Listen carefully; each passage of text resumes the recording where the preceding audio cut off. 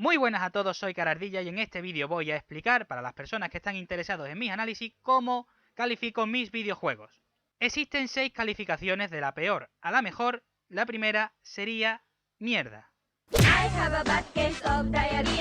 Mierda es un juego que no vale para nada, no vale ni para limpiarse el culo, es una mierda, como bien dice la calificación, y espero que ninguno de mis juegos tenga esa calificación porque no me gusta gastar dinero en mierda. La siguiente calificación sería insuficiente. Insuficiente es un juego que es que no me ha gustado. No me ha gustado, ni siquiera me ha divertido. El pobrecito mío lo intenta, está ahí, se le pone interés, pero por lo que sea, no. La siguiente calificación sería suficiente. Suficiente es un juego que, aunque no destaca en nada, por lo menos me ha divertido. Por lo menos está ahí y seguramente habrá gente que le guste un poquito más, habrá gente que lo suspenda, pero divertido por lo menos, ¿eh? Y es la primera función que tiene que tener un videojuego. La siguiente sería notable. Un juego notable es un juego que a algunos le puede gustar más, a algunos le puede gustar menos, pero es un juego que es bueno, es buen juego. Incluso puede que destaque en alguna de sus facetas. Y es divertido, sin duda. La siguiente es sobresaliente. Sobresaliente. Sobresaliente es un 10. Un juego que no solamente cumple con su función, sino que te va a ofrecer una experiencia bastante guapa desde el principio hasta el final. Te va a gustar seguro y va a destacar en muchos de sus apartados. Y por último está la joya.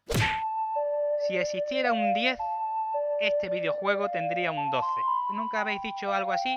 Pues esa es la joya. La joya es un juego que destaca en tantísimas cosas, que es tan novedoso, que es tan importante, es tan bueno, que es una joya. Es una maravilla, es arte.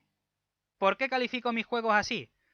Porque me parece injusto darle un número. Un número es algo tan específico, tan exacto, que en algunos juegos que tengan la misma nota no me resulta justo. Hay que tener en cuenta el contexto, hay que tener en cuenta la época, hay que tener en cuenta los recursos, hay que tener en cuenta demasiadas cosas. Entonces, como no me parece justo calificar los juegos con números, he preferido hacer algo más global, más general. Más que nada para saber si es disfrutable, si no es disfrutable, si está trabajado, si no está bien trabajado.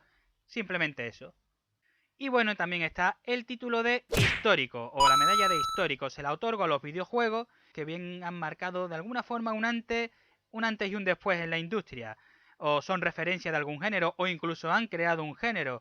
O son los pioneros en lo que sea. O son el inicio de una gran saga. Ese juego es cultura del videojuego y te guste o no te guste, tienes que jugarlo. Porque es cultura. Cultura desde el punto de vista de los videojuegos.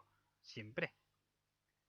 Y por último, las medallas más subjetivas de todas, las medallas ardillas. Estas son completamente y 100% personales, que si ya de por sí las otras también son subjetivos, porque no deja de ser mi opinión, esto ya se lleva la palma. Juegos que para mí hayan significado algo, bien por infancia, o bien porque me gusta el personaje, o bien porque lo he jugado 9 millones de veces, entonces tiene ardilla de bronce, ardilla de plata y ardilla de oro, que es un juego que para mí, por lo que sea, es la caña.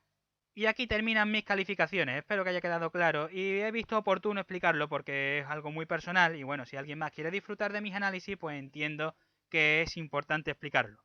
Así que nada, aquí acaba todo, espero que haya quedado claro y si no, pues se me pregunta y yo contesto. Hasta luego.